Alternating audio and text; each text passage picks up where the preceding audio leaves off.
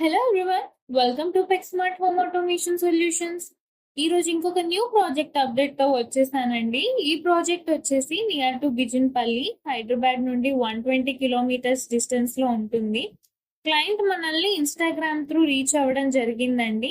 First 5 panels order చేస్తాం, product నచ్చితే remaining వి చూద్దాం అన్నారు.